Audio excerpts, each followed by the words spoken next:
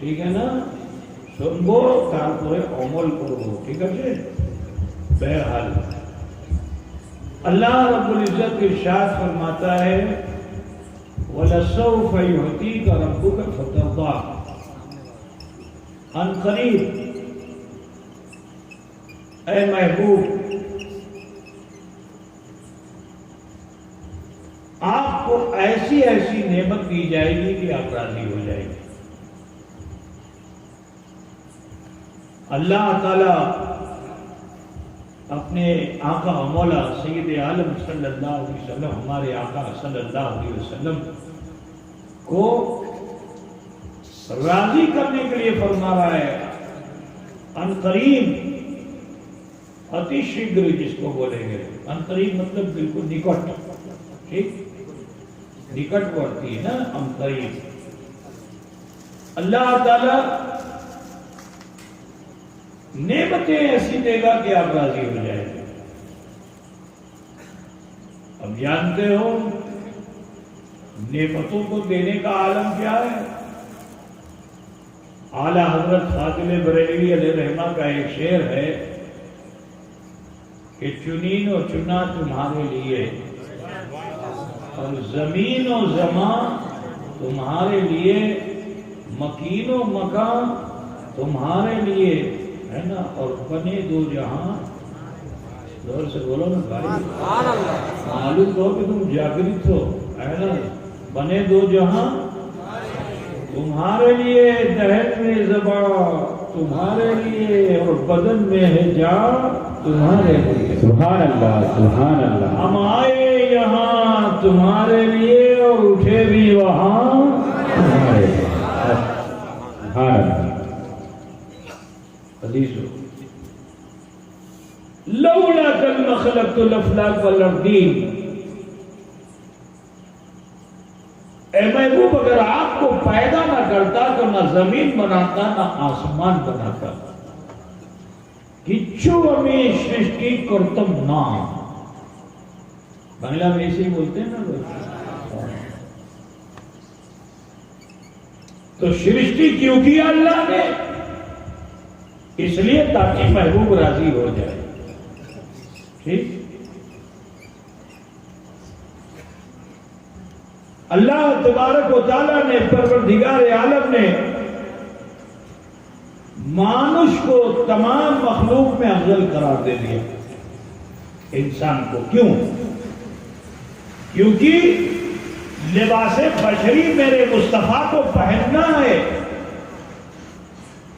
بشری لباس میرے نبی کو پہننا ہے۔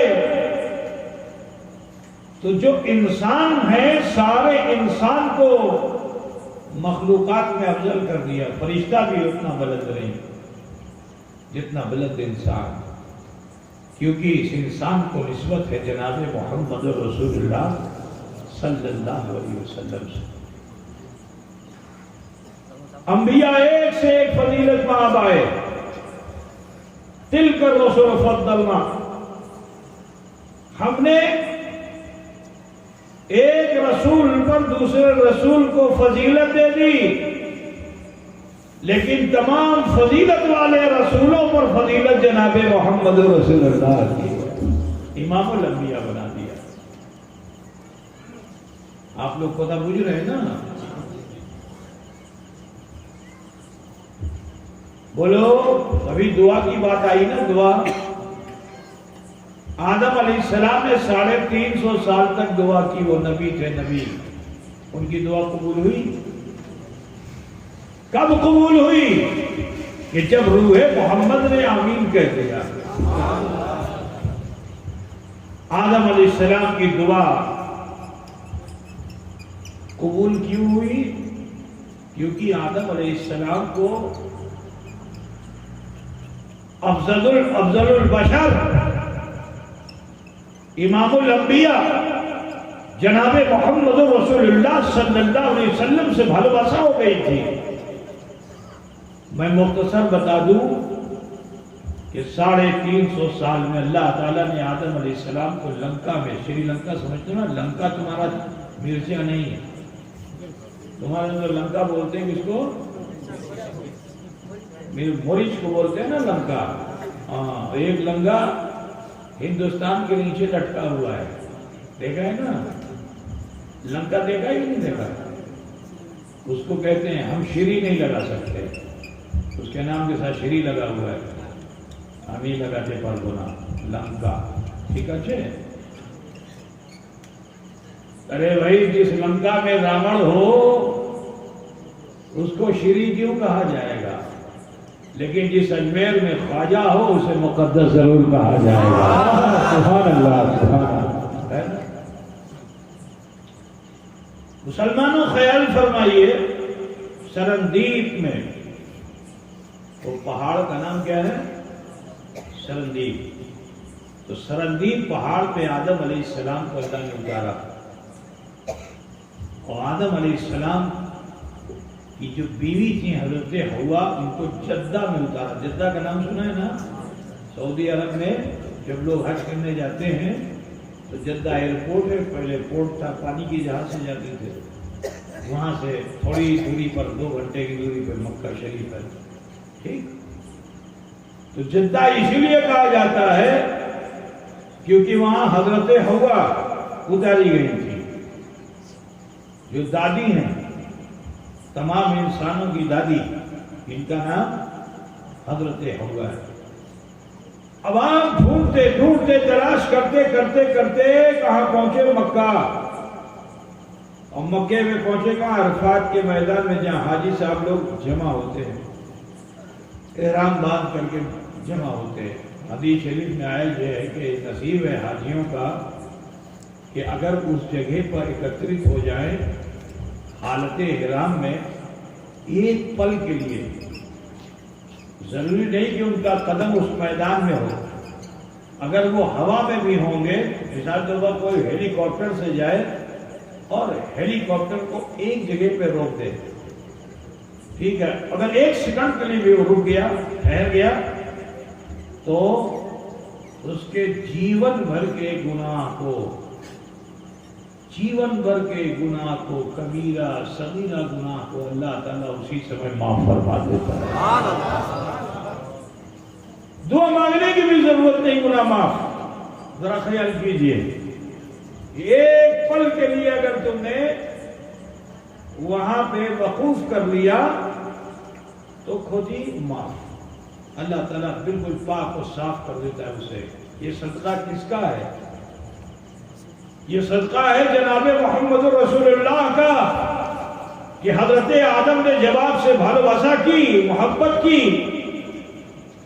तो हजरत आदम ने अल्लाह से दुआ की कि अल्लाह, एक परवरदिगारा, मैं उसे चाहने लगा हूं जिसे तू चाह रहा है, जिसको तू चाहता है उसी से मुझको भी भालोबासा हो गई है। अल्लाह अभी उन्हा के दीदार करते चाहिए, उनर दीदार करते चाहिए। तो अल्लाह ताला ने रसूल पाक सल्लल्लाहु अलैहि वसल्लम की तस्वीर को नाखून आदम पे उतार दिया था।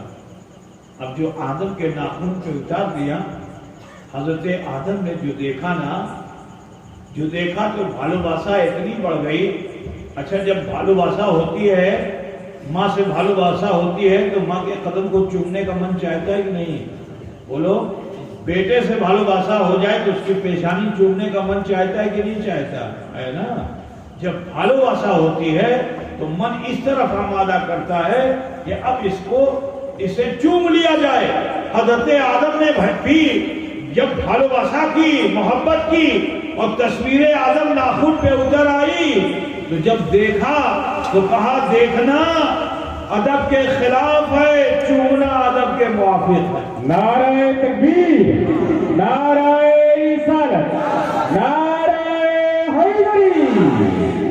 जैसे ही भालोबासा की, चुन लिया, अल्लाह ताला ने 300 साल पुरानी दुआ को कबूल फरमा लिया। हजरत नूह अलैहिस्सलाम अल्लाह से अर्जी लगाते, अल्लाह किनारा दे दे, किनारा दे दे, किनारा दे दे। दिया किनारा? नहीं। जब दुनिया में प्रलय हुआ, सारी दुनिया पानी पानी हो गई, तो नूह अलैहिस्सलाम की कश्ती तैरती रही, तैरती रही, तैरती रही, किनारा नहीं मिल रहा था।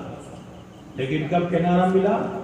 اس مشکل گھڑی میں محبوب کبریا سے بھلوسا کر لی، محبت کر لی، اور اللہ کی بارگاہ میں عرضی لگائی، اے اللہ، اے پروردگارہ، اے رب قدیر، تیرے محبوب کو میں نے بھی محبوب بنا لیا ہے، اے اللہ انہی کے وسیلے سے میری کشتی کو کنارے لگا دے۔ جیسے ہی یہ کہا، اللہ تعالیٰ نے جودی پر کنارہ دے دیا۔ حضرت نوح کی کشتی جودی پہاڑ پہ ٹھہر گئی۔ پتہ بجھ رہے ہو کہ نہیں؟ حضرت موسیٰ علیہ السلام نے اللہ سے عرضی لگائی تھی، اے اللہ، اے پروردگارہ، میں تجھے دیکھنا چاہتا ہوں، رب ارنی انظر الیک، اے اللہ میں تجھے دیکھنا چاہتا ہوں۔ اللہ نے کیا فرمایا تھا؟ لن ترانی، تم مجھے نہیں دیکھ سکتے، تم مجھے نہیں دیکھ سکتے۔ لیکن جانتے ہو، جب حضرت موسیٰ علیہ السلام نے بھی حضور سے محبت کا اظہار کر دیا، بھلوسا پیدا ہو گئی، تو اللہ تبارک و تعالیٰ نے پھر ان کی چوک میں ایسی صلاحیت عطا فرما دی، ایسی صلاحیت عطا فرما دی کہ موسیٰ علیہ السلام میلوں دور سے سیاہ پہاڑ پہ اگر کوئی کالی چیٹی بھی چلتی تھی تو اس کالی چیٹی کو وہ اپنی آنکھوں سے دیکھ لیا۔ کالا پہاڑ ہو، اس پہ کالی چیٹی پپرا ہو، بولو اس کو دیکھ پاؤ گے؟ لیکن یہ بھلواسا ہے، حضور سے محبت ہے کہ حضور سے جب انہوں نے بھلواسا کر لی تو اللہ نے اپنی تجلی سے معمور کر دیا، اور جب اللہ نے انہیں تجلی سے معمور کر دیا تو ان کے دیکھنے کی صلاحیت ایسی ہو گئی کہ اگر نیلوں دور کوئی کالا پہاڑ ہو اور اس پر کوئی چیٹی چل رہی ہو تو حضرت موسیٰ علیہ السلام اس کو دیکھ بھی لیتے ہیں، اس کے چلنے کی چال کو سن بھی لیتے ہیں۔ عیسیٰ علیہ السلام، ان کو یہودیوں نے صلیب پہ چڑھا دیا، کیلا ٹھوک کر کے لکڑی میں کھڑا کر دیا، پھانسی کی سزا دینا چاہتے تھے۔ لیکن عیسیٰ علیہ السلام نے اس سمے یہ خیال کیا کہ کاش کہ میں امت رسول میں ہوتا، خیال کرو کہ کاش کہ میں امت رسول ہوتا، صرف نبی سے بھلواسا نہیں، نبی کی امت سے بھلواسا کر لی کہ کاش کہ میں نبی نہیں امت رسول ہوتا۔ تو حضور صلی اللہ علیہ وسلم نے حضور سے جب محبت کر لی اور ان کی امت سے محبت کر لی تو اللہ نے جیون کے ساتھ، زندگی کے ساتھ اللہ نے انہیں آسمانوں میں محفوظ کر لیا۔ نعرہ تکبیر، نعرہ تکبیر، نعرہ رسالت، نعرہ رسالت، اشرفی دولہ، اشرفی دولہ، نعرہ تکبیر۔ کل قیامت آنے والی ہے نا، جب قیامت آئے گی تو اس سے پہلے ایک آخری نشانی یہ ہوگی کہ دجال جو ہے، جو کانا ہوگا، کانا ایک آنکھ نہیں ہوگی، ایک ہی آنکھ ہوگی، اور یہ دجال پوری دنیا میں فتنہ مچائے گا۔ اور یہ بھی سن لو کہ وہ دجال بت پرست نہیں ہوگا، یہ بھی سن لیجئے کہ دجال کوئی مندر کا پجاری نہیں ہوگا، کلیسا کا پروہت نہیں ہوگا، وہ دجال بھی کلمہ ہی پڑھنے والا ہوگا، وہ دجال کلمہ پڑھنے والا ہوگا، نماز بھی پڑھنے والا ہوگا، مسلمان بن کے ہوگا یہودی، لیکن مسلمان بن کے اپنا ظاہری عمل پیش کرے گا، تو جو کمزور ایمان و عقیدے والے مسلمان ہیں سب اس کے ساتھی ہو جائیں گے۔ حدیث شریف میں آیا یہ ہے کہ جس وقت یہ دجال مدینے میں جائے گا اور وہاں اپنا فتنہ پھیلانا چاہے گا تو مدینے میں جا نہیں پائے گا۔ قبا پہاڑ کے سامنے ایک پہاڑ ہے جس پہ سعودی بادشاہوں نے اپنا محل بنا رکھا ہے، تو حدیث شریف میں آیا کہ یہیں تک یہ دجال آ سکتا ہے، مدینے میں ڈھک نہیں پائے گا۔ اور جانتے ہو کیا کہے گا؟ ہے ہاتھ، ہے ہاتھ، ہاذا شہر ابیض افسوس افسوس کہ یہ شہر ابیض ہے، سفید شہر ہے، ہمیں ڈھونڈتے پاری نا پارکو دا، لیکن اس کی بات، اس کی کوتھا وہ وہاں تک پہنچے گی۔ اس کا دیکھیے ابھی طریقہ کیا ہے، سوشل میڈیا، موبائل ہے نا، اتنا عام ہو چکا ہے کہ کوئی چیز کہیں چھپتی نہیں ہے، ٹھیک ہے نا؟ کہ میں یہاں تقریر کر رہا ہوں کھوڑیا ٹار میں، اور پوری دنیا کے لوگ اسے دیکھ رہے ہیں، ٹھیک ہے نا؟ تو الیکٹرانک سسٹم، سائنس کے ڈیولپمنٹس ایسے ہو جائیں گے کہ ایک جگہ سے بولے گا پوری دنیا میں بات پھیلے گی۔ تو دجال شہر میں تو نہیں داخل ہو پائے گا، مگر دجال کی آواز مدینے میں پہنچے گی۔ تو حدیث شریف میں آیا یہ ہے کہ ایک دو نہیں 70,000 لوگ مدینے سے نکل کر اس کے ہمنوا ہو جائیں گے، اس کے ساتھ ہو جائیں گے۔ نہ مکے میں داخل ہو پائے گا، نہ مدینے میں داخل ہو پائے گا، حتیٰ کہ اس کا ظلم بڑھتا چلا جائے گا، مسلمانوں کو گمراہ کرتا چلا جائے گا، بے دین اور بددین بناتا چلا جائے گا۔ تو جانتے ہو نبی کی آل سے ہی ایک جوان اٹھے گا جس کا نام مہدی ہوگا، ٹھیک ہے نا؟ لیکن وہ پکارے گا نہیں کہ ہمیں مہدی اچھی، کعبے کی دیوار سے آواز آئے گی ہذا مہدی۔ اس وقت جو علماء وہاں موجود ہوں گے وہ آواز دیں گے کہ ہذا مہدی، یہی مہدی ہے، یہی مہدی ہے، سب تصدیق کر دیں گے۔ آخرکار حضرت امام مہدی علیہ جدی علیہ السلام اس سے مقابلہ کرتے کرتے ملک شام پہنچ جائیں گے۔ اب جب ملک شام پہنچیں گے تو وہاں مسجد ہوگی، آج بھی وہ مسجد ہے جس کو مسجد دمشق کہا جاتا ہے، جامع مسجد دمشق۔ اس مسجد میں نماز پڑھانے کا اختلاف ہوگا۔ کیا اختلاف ہوگا؟ آج کل دیکھو ماحول بنا، ٹھیک ہے مسجدی تو ہے، نمازی تو ہے، اور یہ لوگ جو پڑھنے والے ہیں ان کا حال یہ ہو چکا ہے۔ تو اس تہذیب سے اپنے کو نکالو، اس کلچر سے اپنے کو نکالو، اقتدا اس کی کرو کہ جو صحیح العقیدہ سنی مسلمان ہے۔ پتہ بولی نہیں نا؟ تو اس وقت اختلاف کی چیز کا ہوگا، دجال ممبر پہ چڑھ جائے گا، امام مہدی اس سے مخالفت کریں گے، زیادہ لوگ دجال کی طرف ہو جائیں گے۔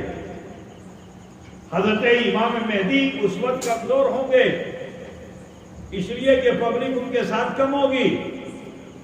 اس وقت اللہ کے حکم کے ساتھ حضرت عیسیٰ علیہ السلام اسی مسجد کے پوروی مینار پہ آپ آسمان سے اتریں گے، آپ کی خوشبو سے وہ دجال گوز مارتا ہوا، ریح خارج کرتا ہوا بھاگے گا۔ یہ حدیث شریف میں آیا ہوا ہے۔ وہ عیسیٰ علیہ السلام کہ جو تمنا کریں کہ کاش کہ میں امت رسول ہوتا، تو جانتے ہو اللہ تعالیٰ نے ان کی نبوت کو ختم نہیں کیا، لیکن یہ موقع دیا کہ قیامت سے پہلے عیسیٰ علیہ السلام آئیں اور امت رسول میں اپنا نام لکھوا جائے۔ عزیزو، وہ رسول رحمت صلی اللہ علیہ وسلم جب اس خاکدان گیتی پہ جلوہ فگر ہوئے تو ان کو اپنی امت سے بہت بھالواسا تھی، بہت محبت تھی۔ تو سجدے میں جا کر آپ نے اللہ سے عرضی لگائی، رب حبلی امتی، رب حبلی امتی، اے اللہ میری امت کو میرے لیے ہبا فرما۔ ذرا سوچو مسلمانوں، جس کے آمین کہنے پر نبیوں کی دعا قبول ہوتی ہے، غور کرو کہ جس کے آمین کہنے پر نبیوں کی دعا قبول ہوتی ہے، کیا اس کے دعا کرنے سے اللہ اس کی دعا کو قبول نہیں کرے گا؟ ارے بولو نا بابا، کہ انبیاء دعا مانگے نبی آمین کہہ دیں تو ان کی دعائیں قبول ہو جائیں، تو ذرا سوچو کہ خود مصطفیٰ دعا کر رہے ہیں تو کیا ان کی دعا قبول نہیں ہوگی؟ ارے انہیں دعا کرنے کی ضرورت نہیں، اللہ نے تو انہیں ایسا اختیار دے دیا ہے کہ اے حبیب جو آپ کہہ دیں گے یا جو آپ کر دیں گے وہی میرا حکم ہو جائے گا. سبحان اللہ. سرکار کی آمد, سرکار کی آمد. سبحان اللہ. ہے نا بھائی. حضور صلی اللہ علیہ وسلم اگر ابو جہل کی مٹھی میں کنکر ہو, ابو جہل پوچھے کہ ہماری مٹھی مدے کی, تو حضور کو بتا دینا چاہیے کہ تمہاری مٹھی میں کنکر ہے. لیکن نبی نے کیا فرمایا, ہم ہی بولی یا تمہاری مٹھی میں جو ہے وہ بولے. ہم ہی بولی کہ مٹھی میں جو ہے وہ بولے گا. اس سے اچھا کیا ہوگا کہ جو میری مٹھی میں وہ بولے. کہا کان کے پاس ہاتھ لے جا. اب جو کان کے پاس ہاتھ لے گیا تو وہ کنکری پڑ رہی ہے, اشہد ان لا الہ الا اللہ و اشہد ان محمد عبدہ و رسولہ. ابو جہل جھنجلا گیا, اس نے پھینک دیا.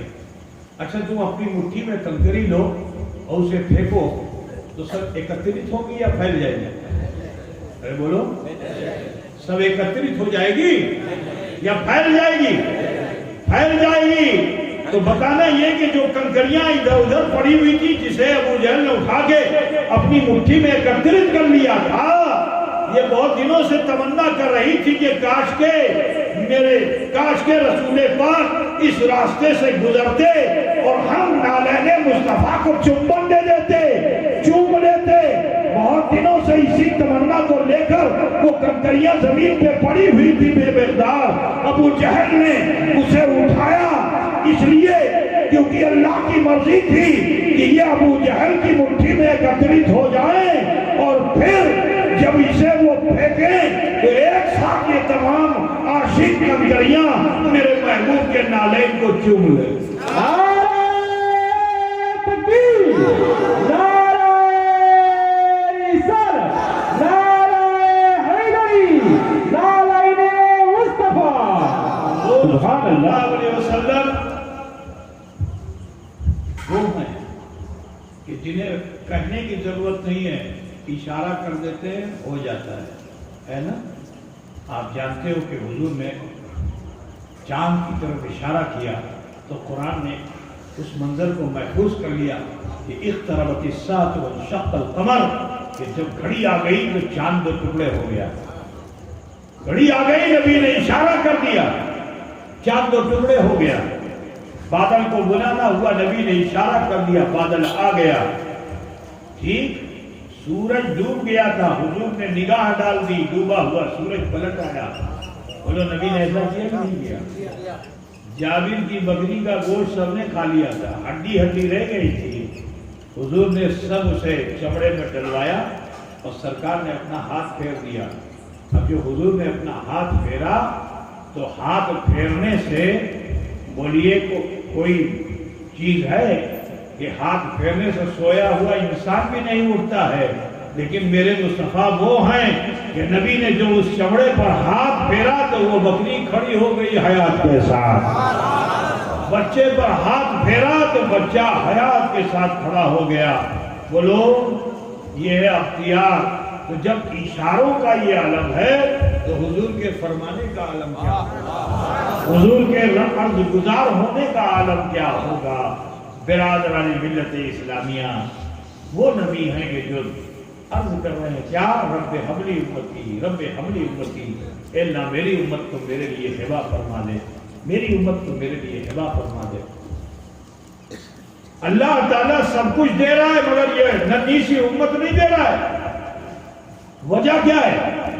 کیونکہ اللہ کا وعدہ ہے کہ روز حشر میں انسانوں کی, میں روز حشر حساب و کتاب کروں گا.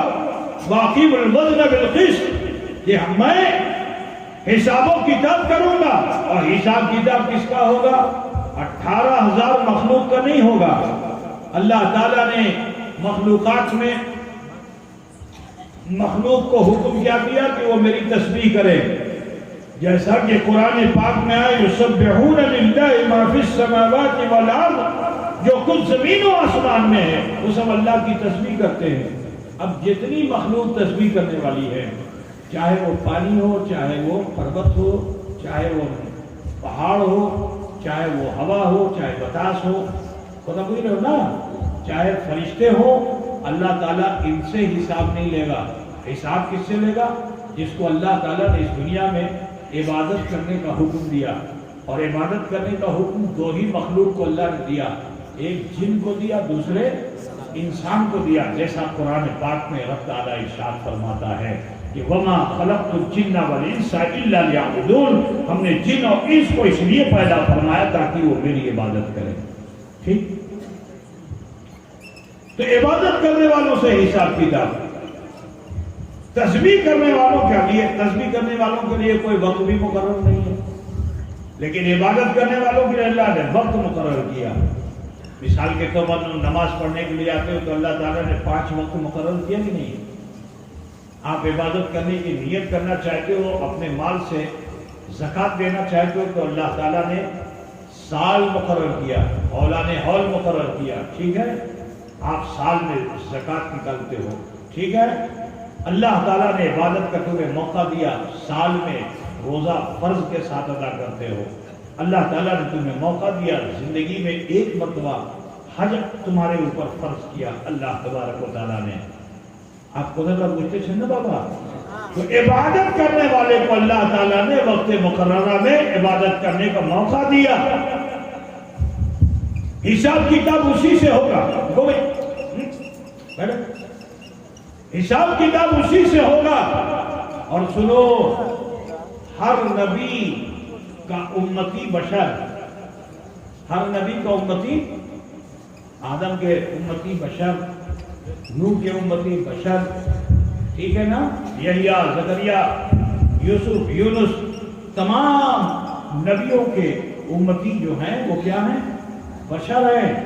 حتیٰ کہ حضرت سلیمان علیہ السلام جن کے فالوور جنات ہیں، لیکن وہ اجنہ ان کے امتی نہیں ہیں، ان سے بھروسہ کرنے والے ہیں، مگر میرے رسول وہ ہیں کہ جن کو اللہ تعالیٰ نے صرف انسان کا رسول نہیں بنایا بلکہ جن اور انس کا نبی بنایا۔ جن کے لیے بھی نبی ہیں اور انسان کے لیے بھی نبی ہے، اور یہی جن اور انس ہیں کہ جن سے اللہ محشر میں حساب و کتاب کرے گا۔ اگر یہ ہبہ کر دیے گئے تو پھر اللہ حساب کتاب کس سے کرے گا؟ بولو۔ تو کوئی مولانا میرے اوپر فتویٰ لگانے کی کوشش کریں گے کہ حضرت اپنی بات سے رجوع کیجئے، اللہ محتاج نہیں ہے، تو میں بھی تو یہ کہتا ہوں کہ اللہ محتاج نہیں ہے، حشر کا اللہ محتاج نہیں ہے، حساب کتاب کا اللہ محتاج نہیں ہے، اللہ جہاں چاہے وہاں حساب کتاب لے لے، دنیا میں لے لے، قبر میں لے لے، ٹھیک ہے نا؟ معلوم کیا ہوا کہ اللہ حساب کے لیے معاشر کا محتاج نہیں ہے۔ پھر یہ بزم محشر کیوں سجائی جا رہی ہے؟ تو اس کی وجہ یہ ہے کیونکہ دنیا میں کچھ لوگ ایسے ہیں کہ جو نبی کی شان گھٹانے میں لگے ہوئے ہیں، جو نبی کو اپنے برابر کہنے والے لوگ ہیں۔ اللہ محشر اس لیے قائم کر رہا ہے کہ جہاں ساروں کے، جہاں سب کے پاور سیز ہو جائے، وہاں مصطفیٰ کا پاور ظاہر کیا۔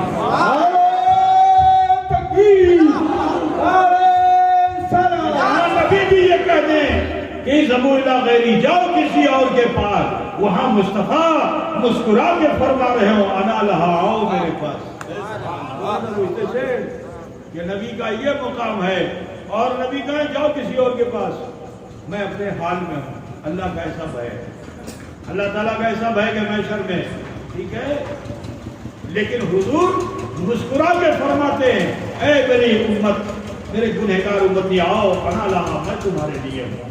اور جو دامن مصطفیٰ میں آ گیا وہ بخش دیا گیا، جس کی سفارش رسول پاک نے فرما دی وہ بخش دیا گیا۔ تو رب پوچھتے سنا بابا، تو اب بتاؤ رب حبلی امتی، اے اللہ میری امت کو میرے لیے بخش دے۔ حضور کی یہ مانگ مکے سے مدینے تک رہی، آج بھی ہے، قبر انور میں آج بھی یہی دعا فرما رہے۔ لیکن سنو، جب مسجد نبی بہت شارٹ میں بس بات کر کے ختم کرنا چاہیں تو ٹائم بھی کافی ہو چکا ہے، تو مسجد نبی تعمیر ہو گئی، صحابہ وقت بوقت جو درجو حضور کے جھرمٹ لگا کر کے مسجد نبی میں رہتے۔ ایک دن صحابہ جو فجر میں تشریف لائے تو حضور صلی اللہ علیہ وسلم کو مسجد میں نہیں پایا. اب جو نہیں پایا تو بے چینی خبر لگائی تو معلوم ہوا کہ حضور گھر میں بھی نہیں ہے. اب سارے صحابہ پریشان، انصار مہاجرین پر پریشان. یہ خبر پورے مدینے میں پھیل گئی تو یہود و نصارہ بھی پریشان، کیونکہ حضور ان کے لیے بھی محسن تھے، ان پر بھی احسان فرمانے والے تھے.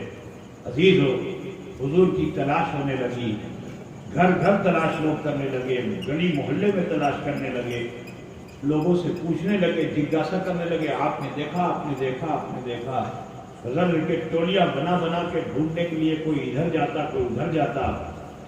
ایک ٹولی میں صدیق اکبر کی قیادت میں عمر فاروق بھی ہیں، عثمان غنی بھی ہیں، علی مرتضیٰ بھی ہیں، سلمان فارسی بھی ہیں، طلحہ و زبیر بھی ہیں.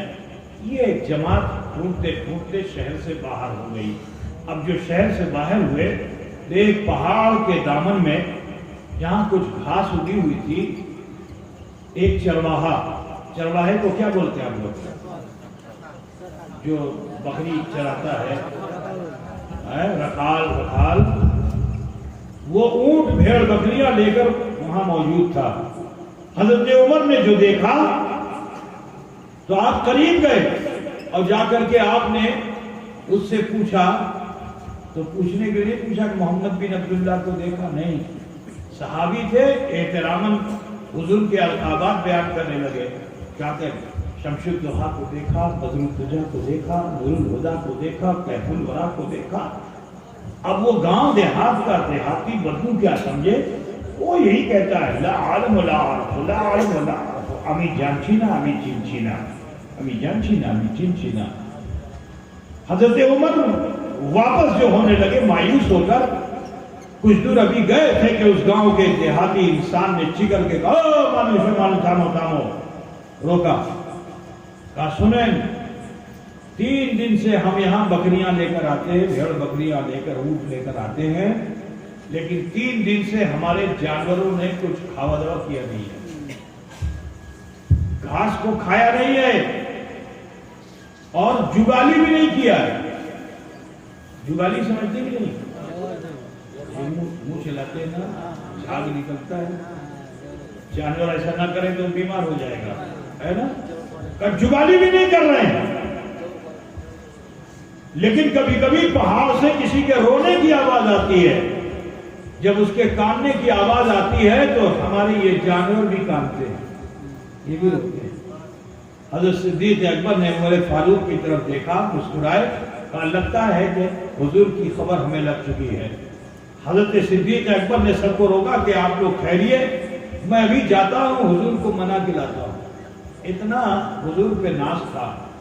حضرت صدیق اکبر رضی اللہ تعالیٰ عنہ پہاڑ کے اوپر چڑھتے چلے گئے. گفا میں جہاں اللہ کے رسول صلی اللہ علیہ وسلم موجود تھے، سجدے کی حالت میں تھے. کچھ دیر انتظار کیا، سجدے سے جب سر نہ اٹھایا تو صدیق اکبر نے سلام کیا، کہا السلام علیکم یا رسول اللہ. لیکن حضور نے سجدے سے سر نہ اٹھایا، جواب بھی نہیں دیا. تھوڑی دیر کے بعد پھر سلام کیا، جواب نہ دیا. تھوڑی دیر کے بعد پھر سلام کیا، جواب نہ دیا. اب جب 3 سلام کرنے پہ بھی جواب نہیں آیا تو آپ بھیبھیت ہو گئے، ڈر گئے کہ لگتا ہے رسول پاک مجھ سے ہی ناراض ہو کر یہاں آ گئے. ابھی کی چیک ہوتی کرلم، حضور مجھ سے ناراض ہے. آپ میری بات سمجھ رہے ہیں نا؟ حضور مجھ سے راگ ہے لگتا ہے. روتے ہوئے کانتے ہوئے آپ واپس آئے، سارے ساتھیوں کے بیچ پہنچے. حضرت عمر سے جو ملے تو لپٹ گئے. آئے عمر لگتا ہے اللہ کے رسول مجھ سے خفا ہے. کیا ہوا؟ کہا میں نے 3 سلام کیا پھر بھی حضور نے جواب نہیں دیا. ایسا کبھی نہیں ہوا، مکے سے لے کے مدینے تک میری رفاقت رہی حضور کے ساتھ، لیکن کبھی ایسا نہیں ہوا کہ میں نے سلام کیا اور حضور نے جواب نہ دیا ہو. لگتا ہے اللہ کے رسول مجھ سے ہی ناراض ہیں. حضرت عمر فاروق نے تسلی دی، کہا نہیں پریشان مت ہوئیے، میں جاتا ہوں انہیں راضی کر کے لاتا ہوں. حضرت عمر بھی گئے، پہاڑ پہ پہنچے، گفا میں پہنچے تو دیکھتے کیا حضور سجدے میں. اللہ کے رسول اوئے کہاں جاتا ہے؟ بیٹھو 2 منٹ بیٹھو، بس اب شیش کر رہا ہوں میں. ابھی جو لاب کا سمجھ لو بھاگ رہے ہو کیا، پر شیطان تمہیں دماغ میں لا رہا ہے الٹا سیدھا. بیٹھ جاؤ. تو حضرت عمر کو نبی اسی حال میں آپ کو پایا، سلام کیا، جواب نہیں۔ وہ عمر کے جو کسی اپنے قریبی عزیز کے مرنے پر بھی نہ روئے، ایسے سخت دل تھے، لیکن آج جب حضور نے سلام کا جواب نہ دیا تو وہ بھی کانتے ہوئے واپس آئے کہ لگتا ہے اللہ کے رسول مجھ سے ناراض ہے۔ عزیز کو ذرا خیال کیجئے کہ حضرت عمر نے کہا کہ دیکھو کوئی ان کو راضی نہیں کر سکتا، وہ ایک ذات ہے علی مرتضیٰ کی، اگر علی المرتضیٰ چلے جائیں تو حضور ان سے ضرور راضی ہو جائیں گے، کیونکہ یہ حضور کے رشتے میں بھائی بھی لگتے ہیں اور داماد بھی لگتے ہیں، اگر یہ جائیں گے تو رسول پاک ضرور راضی ہو جائیں گے۔ حضرت علی نے جو سنا تو فرمایا کہ جب آپ جیسے جلیل القدر شخصیتوں سے حضرات شیخین سے راضی نہیں ہوئے تو مجھ سے کیا راضی ہوں گے؟ ہاں رسول پاک نے مجھے باب العلم کہا ہے تو میں وہ نسخہ دینا چاہتا ہوں، وہ طریقہ بتانا چاہتا ہوں جس سے حضور راضی ہو سکتے ہیں۔ لوگ متجسس ہوئے کہ کیا کہنا چاہتے ہیں؟ کہا دیکھو اب ہمارے سماج میں کوئی نہیں جس سے جو حضور کو راضی کرا سکے، بس ایک ہی ذات ہے جس کا نام فاطمہ زہرا ہے، اگر بی بی فاطمہ چلی جائیں گی رسول اللہ ضرور راضی ہو جائیں گے۔ کہا ان کو کون بی بی فاطمہ کو راضی کرائے؟ وہ تو بہت حیا والی، پردے والی، باہر نکلتی نہیں ہے، گھر میں رہتی ہے۔ تو حضرت علی نے فرمایا کہ سلمان فارسی موسٹ سینئر ہیں، عمر میں بھی بہت زیادہ ہیں اور اہل بیت میں ہیں، حضور نے انہیں اہل بیت میں شامل کر رکھا ہے، تو مناسب یہ ہے کہ سلمان فارسی جائیں اور جا کر کے بی بی فاطمہ کو راضی کرا لیں۔ حضرت سلمان فارسی راضی ہو گئے، سیدہ فاطمہ کے دروازے پہ آئے، دستک دی، اندر سے آواز آئی کون؟ کہا میں سلمان۔ کس گھر سے آئے ہو؟ کہا ہے بی بی رسول پاک صلی اللہ علیہ وسلم کی خبر لگ گئی ہے لیکن انہیں کوئی راضی نہیں کر پا رہا ہے، اے سیدہ آپ چلیے اور اپنے بابا کو ہمارے حق میں راضی کرا کے لے آئیے۔ حضرت فاطمہ فرماتی ہیں کہ جس وقت میں نے اپنے بابا کی خبر کو سنا تو 3 دن سے میرا حال یہ تھا کہ میں ایک مرتبہ نہیں 70 مرتبہ دروازے پہ آتی تھی کہ کوئی آگے مجھے میرے بابا جان کی خبر دے دے، والد گرامی کی خبر دے دے، رسول رحمت کی خبر دے دے۔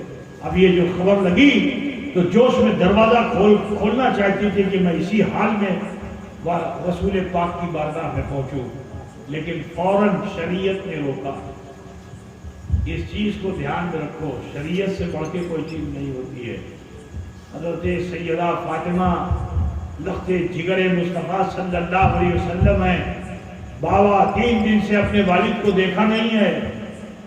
جی اس فاطمہ زہرا نے ایسے ماحول میں بھی شریعت کا دامن چھوڑا نہیں، فرماتی ہے کہ مجھے شریعت کا خیال آیا، میں واپس اپنے حجرے میں گئی اور ایک موٹی سی چادر سے اپنے کو اوڑھ لیا، اپنے کو چھپا لیا، ڈھک لیا، پردہ کیا۔ پردہ سمجھ رہے نا؟ اب یہاں کے سماج میں تو یہ رواج نہیں ہے، دھیرے دھیرے ہو رہا ہے، الحمدللہ۔ امید ہے انشاءاللہ کچھ دنوں میں آپ کے سماج میں بھی پردہ آ جائے گا، ابھی تو نہیں ہے لیکن انشاءاللہ آ جائے گا۔ ماحول بن رہا ہے دھیرے دھیرے کر کے۔ بچیوں کو دیکھا کہ آپ لوگ انہیں پردہ کرانے کی کوشش کر رہے ہیں۔ اللہ تبارک و تعالیٰ یہ حوصلہ، یہ جذبہ سب میں بیدار رکھے اور ماں بہن بیٹیاں ہماری پردے میں آ جائیں، بی بی فاطمہ کی کنیز بن جائیں۔ حضرت فاطمہ نے پردہ کیا اور پھر آپ چل کر کے اس پہاڑ پر گئیں، گفا کے قریب جو گئیں تو دیکھتی کیا ہے کہ اللہ کے رسول سجدے میں ہیں۔ آپ نے بھی سلام کیا، جو سیدہ فاطمہ کا سلام آیا، غور سے سنو بھائی، سیدہ فاطمہ کا جو سلام سنا رسول پاک نے تو سجدے سے سر اٹھا دیا، فرمایا بیٹی تم کس گھر سے آئی ہو؟ کہا یا رسول اللہ جب سے آپ مدینے سے چلے آئے ہیں مدینے کی بہار ختم ہو گئی ہے، ہر گھر میں سوگ ہے، ہر گھر میں سوگ ہے، اے اللہ کے رسول چلیے تاکہ بہار مدینہ لوٹ آئے۔ رسول پاک نے فرمایا بیٹی میں ہرگز نہیں جا سکتا، کیونکہ میں یہ طے کر کے آیا ہوں کہ جب تک میں اپنے رب کو منا نہیں لوں گا لوٹوں گا نہیں، جب تک میں اپنے رب کو منا نہیں لوں گا لوٹوں گا نہیں۔ تو جانتے ہو یہ فرما کر رسول پاک سجدے میں گئے تو حضرت رسول رحمت صلی اللہ علیہ وسلم کی جو لنگی تھی وہ تھوڑا اڑ گئی۔ اب جو لنگی اٹھی تو وہاں سے خون کو بہتے ہوئے دیکھا حضرت فاطمہ زہرا نے۔ خون سمجھتے ہو نا، رکتو اب جو رکتو پرواہت دیکھا تو آپ پہ ایسا غلبہ طاری ہوا کہ آپ نے اللہ کی بارگاہ میں ہاتھ اٹھا دیا، اے پروردگار رب قدیر، میں اپنے بابا کے بہتے ہوئے خون کو نہیں دیکھ سکتی، اے اللہ تو محمد عربی صلی اللہ علیہ وسلم کے حق میں راضی ہو جا، اگر تجھے فدیہ چاہیے، اگر تجھے نذرانہ چاہیے تو اللہ میرے دو بیٹے ہیں حسن و حسین، اسے میں تیری بارگاہ میں پیش کرتی ہوں، اے اللہ اسے قبول فرما کر محمد رسول اللہ صلی اللہ علیہ وسلم کے حق میں راضی ہوں۔ نعرہ تکبیر، نعرہ تکبیر۔ ابھی یہ دعا آپ نے کی ہی تھی، اللہ نے حضرت جبریل کو بھیجا اسی آیت کریمہ کے ساتھ۔ رسول رحمت کی بارگاہ میں حضرت جبریل آئے اور آیت کریمہ پیش کی کہ وَلَسَوْفَ يُعْتِيكَ رَبُّكَ فَتَرْضَىٰ، ان قریب ہے محبوب آپ کا رب آپ کو ایسی ایسی نعمتیں عطا فرمائے گا کہ آپ راضی ہو جائیں گے۔ تو جانتے ہو وہ وقت کب آئے گا؟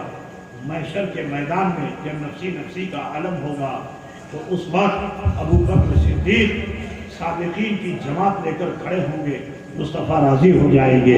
عمر فاروق عدل کرنے والوں کی جماعت لے کر کھڑے ہو جائیں گے، مصطفیٰ راضی ہو جائیں گے۔ عثمان غنی سخیوں کی جماعت کو لے کر کھڑے ہوں گے، مصطفیٰ راضی ہو جائیں گے۔ علی شجیوں کی جماعت کو لے کر کھڑے ہوں گے، مصطفیٰ راضی ہو جائیں گے۔ حسن و حسین شہیدوں کی جماعت لے کر کھڑے ہوں گے، مصطفیٰ راضی ہو جائیں گے۔ مسلمانوں اسی پہ نہیں کہ بھئی یہ بڑے بڑے ہیں، ارے میاں چھوٹے چھوٹے چھوٹو چھوٹو کدھر کا بچتے سے نگوا یہ چھوٹے چھوٹے ہیں، جن چھوٹوں نے بھی تقوی اور پرہیزگاری کے ساتھ شریعت کے مطابق زندگی گزاری ہے، اللہ ان کو بھی حق دے گا۔ یہ بھی کھڑے ہو کر کسی کی سفارش کریں گے کہ اللہ اے پروردگارہ اے رب قدیر، جیون میں فلاں آدمی نے مجھ پہ یہ احسان کیا تھا اور اس کا بدلہ چکا نہیں پایا، اے پروردگارہ اے رب قدیر تو اس کی کھوتی کو معاف کر دے۔ تو جانتے ہو نبی تو اذهبوا الی غیری کہہ رہے ہوں گے، لیکن امت رسول کا ایک ادنا فرد بھی اللہ کے نزدیک کھڑے ہو کر عرضی لگائے گا اللہ اسے تو معاف فرما دے، تو جب اس کی اس عرضی کو اللہ قبول فرما لے گا تو مصطفیٰ راضی ہو جائیں گے۔ برادران ملت اسلامیہ، تو اللہ نبی کی رضا کو چاہتا ہے۔ بولو اے مسلمانوں، کیا تم حضور کی مرضی نہیں چاہتے ہو؟ چاہتے ہو نا کہ حضور تم سے بھی راضی ہو جائے؟ ارے بولو بھائی، تمہارے لیے نبی اتنا کشٹوں کر رہے ہیں تو تمہیں بھی تو چاہیے کہ حضور کو راضی کرو۔ تو حضور کو راضی کرنے کا بہترین طریقہ یہ ہے کہ اللہ نے جو حقوق تمہارے اوپر نافذ کیے ہیں اس کو صحیح سے ادا کرنے لگو۔ برائی سے بچو، فحش کام سے بچو، جوئے شراب سے بچو، ٹھیک ہے نا، لاٹری سے بچو، اور بھی جتنی برائیاں اس سے بچو، اور اللہ کا بھے رکھ کر کے وقت وقت میں اللہ تعالیٰ نے جو شریعت تم پہ نافذ کی اس پر عمل کرو۔ نماز پڑھتے رہو، پنجگانہ نماز پڑھتے رہو گے تو اللہ تعالیٰ نے فرمایا تمہاری صفائی کیسی ہوگی کہ ان الصلاۃ تنہی عن الفحشاء والمنکر، یہ بے شک نماز تمام بے حیائیوں اور برائیوں سے روک دیتی ہے۔ تو سب سے بہترین طریقہ یہ ہے، اپنے کو سدھارنا چاہتے ہو تو نمازی بنو۔ بے نمازی زندگی بھر سجدے میں رہے، خدا کی قسم بخشا نہیں جائے گا۔ اس کے اندر یہ پاور بھی آ جائے کہ وہ زمین کی گریوٹی اسے کھینچ نہ پائے اور وہ ہوا میں اڑنے لگے، وہ بخشا نہیں جائے گا۔ بخشے وہی جائیں گے کہ جو شریعت پہ کاربند ہوتے ہیں، جو شریعت پہ عمل پیرا ہو جاتے ہیں، ٹھیک ہے نا۔ تو شریعت پہ عمل کیجئے، نمازی بنیے۔ الحمدللہ آپ نے مسجد بڑی خوبصورت بنا لی ہے، ضرورت اس چیز کی ہے، اس میں سب سے بڑا دان یہ ہے کہ تم نمازی بن جاؤ اور اپنے سجدوں کو دان کے طور پہ پیش کر دو، اپنے سجدوں کو یہاں لا کے پیش کر دو۔ جھاڑ فانوس سے مسجد سندر نہیں ہوتی ہے، مسجد کی خوبصورتی جو ہوتی ہے وہ مومن کے سجدوں سے ہوتی ہے۔ تو لہٰذا ایک پوری اٹھاؤ اور آس پاس کے آئے ہوئے مسلمانوں آپ سب سے کہنا ہے کہ نماز کی طرف آمادہ ہو جاؤ۔ یہی نماز تمہیں برائیوں سے روکتی چلی جائے گی، فحش کاریوں سے روکتی چلی جائے گی۔ اور سنو، جب تم نماز پڑھنے لگتے ہو تو فرمایا الصلاۃ معراج المومنین، نماز کیا ہے؟ مومنوں کے لیے معراج ہے۔ جب تم نماز پڑھتے ہو تو اللہ تعالیٰ تم سے اتنا قریب ہو جاتا ہے، اتنا قریب ہو جاتا ہے۔ ٹھیک ہے کہ کچھ لوگ ایسے ہیں کہ جو حالت نماز میں خدا ہی کو دیکھ لیا کرتے ہیں، اللہ کو دیکھ لیا کرتے ہیں، ورنہ یہ خیال رکھو کہ اللہ مجھے دیکھ رہا ہے، سمجھ رہے ہیں نا؟ لیکن کچھ ایسے بھی ہیں کہ جو کمال کو پہنچ گئے، تو جو کمال کو پہنچ جاتے ہیں تو جیسے ہی وہ نیت کر کے کھڑے ہوتے ہیں اپنے رب کا دیدار کرتے ہیں، سجدے میں چلے جاتے ہیں رب کا دیدار کرتے ہیں۔ بی بی فاطمہ سجدے میں جائیں تو دوسرا سجدہ بھول جاتی ہے، ایک ہی سجدے میں پوری رات گزار دیتی ہیں کیونکہ اپنے رب کا دیدار کرتی ہیں۔ حضرت علی اپنے سجدے کو لمبا کر دیتے ہیں، کیوں لمبا کرتے ہیں؟ اس لیے کیونکہ جب آپ سجدے میں جاتے ہیں تو اس انتظار میں رہتے ہیں کہ خدا کا جلوہ دیکھوں، اور جب جلوہ حق دیکھ لیتے ہیں تو سجدے سے سر اٹھاتے ہیں۔ اے مسلمانوں، یہ غوث، یہ خواجہ، یہ اخی پاک، یہ علاء الحق پنڈوی، اشرف جہانگیر سمنانی، یہ تمام ایسے بزرگ جو دنیا میں آئے، انہوں نے نمازیں پڑھی، نماز سے ہٹے نہیں، نمازوں کو قائم کیا اور نمازی بنایا۔ تو آج دیکھو کہ ان کا خاندان تو نہیں دکھائی دیتا ہے، لیکن ان کا چرچا باقی بھی نہیں باقی۔ آپ کب تک چرچے میں رہو گے؟ جب تک آپ کا بنس چلے گا۔ اب بنس اگر سیس ہو گیا تو تمہارا چرچا سیس ہو جائے گا، ٹھیک؟ لیکن یہ اللہ والے وہ تھے کہ جو بنس کے محتاج نہیں تھے، ٹھیک ہے نا؟ اولادیں ان کو بھی ہوئی، لیکن بعد میں جا کے معلوم ہوا کہ اولاد ہی نہیں ہوئی۔ اب اولاد نہیں ہوئی تو بنس سیس ہو گیا، ٹھیک؟ اخی پاک آئے، اب ان کا بنس نہیں دکھائی دیتا، محبوب الہی آئے، ان کا بنس نہیں دکھائی دیتا ہے، مطلب بوجھ رہے ہو؟ لیکن ہماری آپ کی چین بنس سے ہوتی ہے کہ ہمارا بیٹا ہوگا، پوتا ہوگا، پرپوتا ہوگا، تو اس سے ہماری چین ہوگی، ٹھیک ہے نا؟ لیکن یہ اللہ والے وہ ہیں کہ جو بنس سے چینے نہیں جاتے ہیں، بات سمجھے نا؟ اپنے عمل سے چینے جاتے ہیں، اپنے کردار سے چینے جاتے ہیں۔ یہ بھی امت رسول ہے، ایسا کردار و عمل اپنا پیدا کیا کہ آج اپنے تو اپنے ہیں، بیگانے بھی انہیں یاد کر رہے ہیں۔ اے مسلمانوں، سچے مسلمان بنو، انشاءاللہ تمہارا چرچا کبھی ختم نہیں ہوگا، تمہارا چرچا ختم نہیں ہوگا، یہ رہے گا یوں ہی، ان کا چرچا رہے گا۔ پڑے خاک جل جائیں، جل جانے والے، ان سے نسبت رکھو گے تو تمہارا بھی چرچا ہوگا۔ تو لہذا آپ سب سے کہنا ہے کہ اپنے معاملات میں بدلاؤ لائیے، حضور کے سچے عاشق بن کر نبی کے فرمان پر جینا پسند کر لیجئے، مسجدیں آباد کیجئے، اپنے گھروں میں، اپنے سماج میں، اپنے محلے میں اسلامی طریقے پہ جینا سیکھیے۔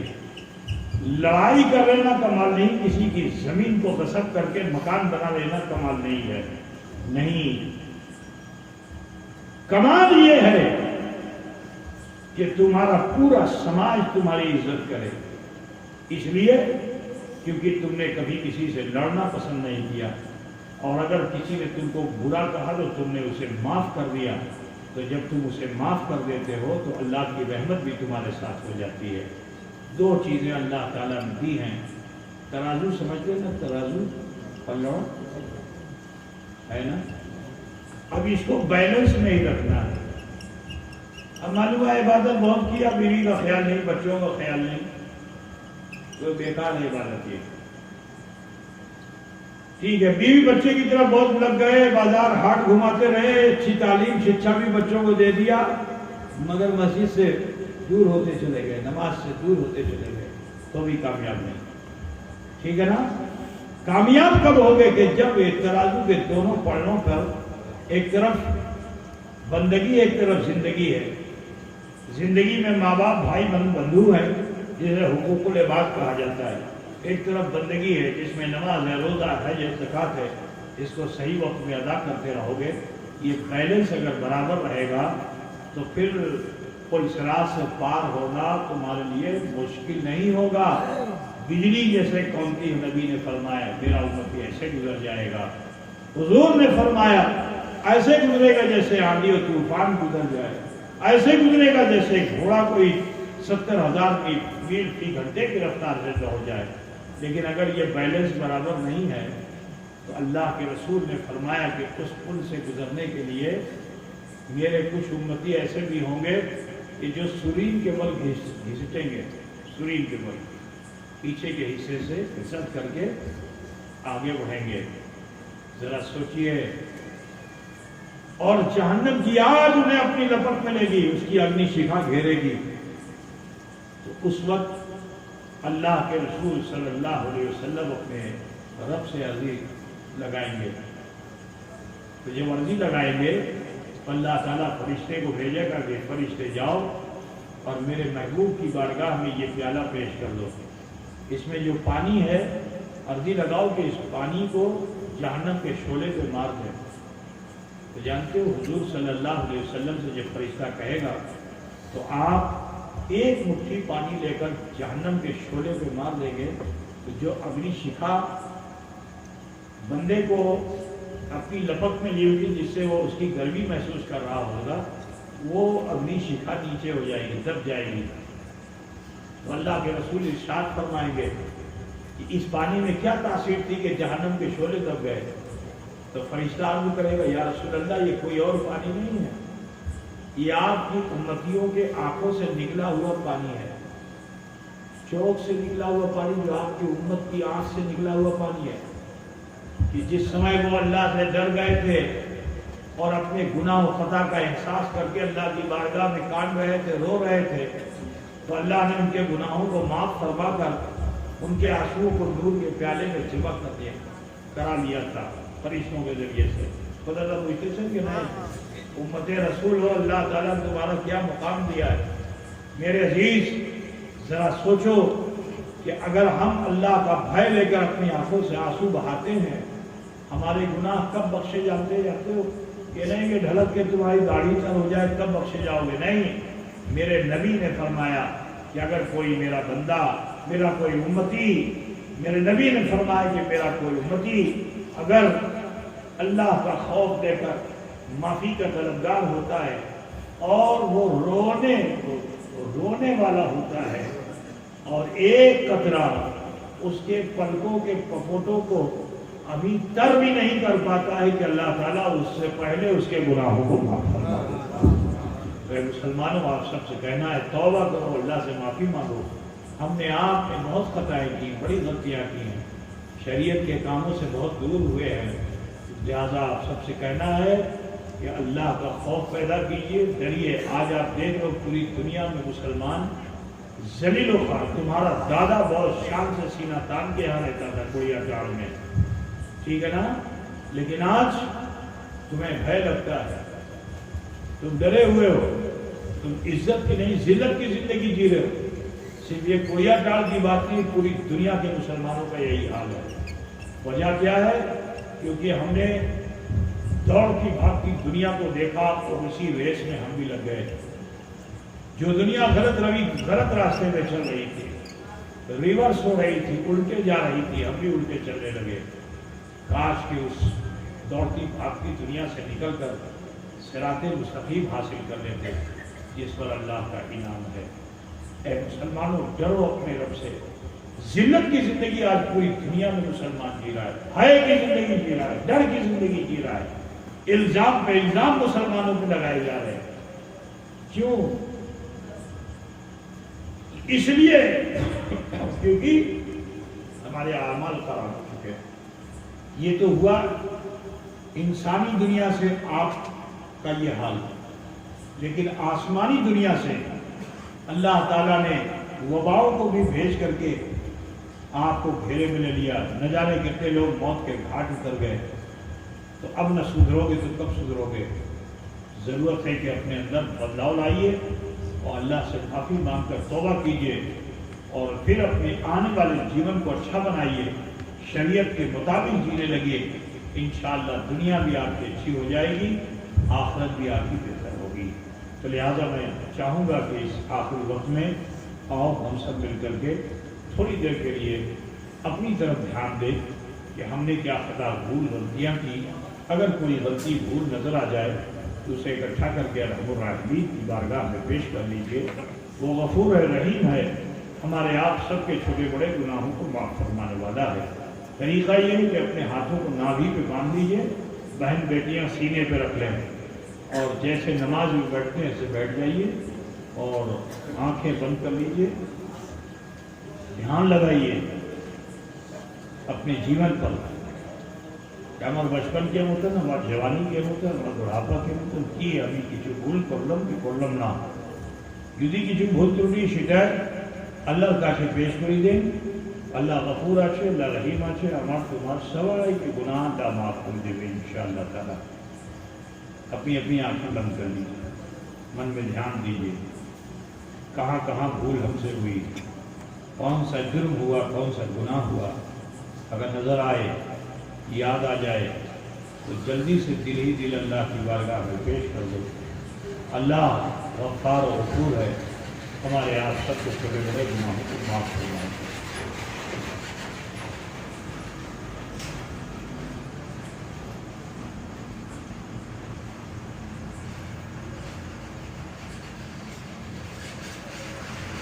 बिस्मिल्लाहिर्रहमानिर्रहीम, जोर से पढ़िए ला इलाहा इल्लल्लाह मुहम्मदुर रसूलुल्लाह।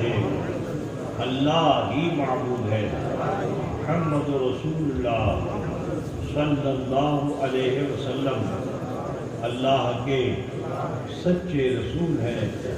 अस्तगफिरुल्लाह रब्बी मिन कुल्li ज़म्बिन व अतूबु इलैह। ऐ अल्लाह, तेरी बारगाह में सच्चे दिल से सब छोटे बड़े गुनाहों से हम तौबा करते हैं और हम वसीला चाहते हैं तेरे महबूब सैयद आलम मुहम्मद रसूलुल्लाह सल्लल्लाहु अलैहि वसल्लम का।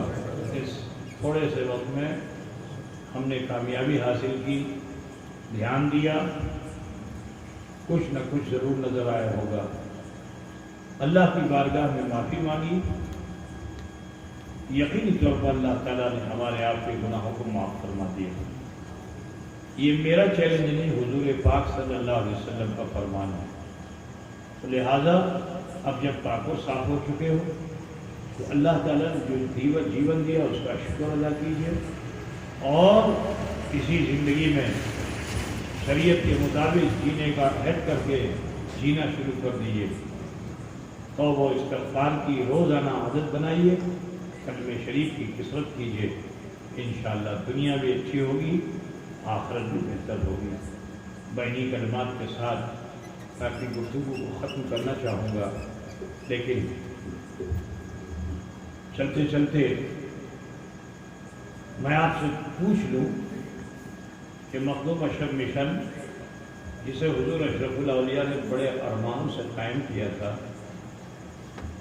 ये वाहिद इदारा है कि जो किसी बदअक़ीदा से मदद नहीं लेता, न वहाबी से, न शिया से, न चकरालवी से, न देवबंदी से, किसी जिससे हमारा जीवन में शरई इख्तिलाफ है, हम उसका एहसान लेकर दीन का काम भी नहीं कर सकते।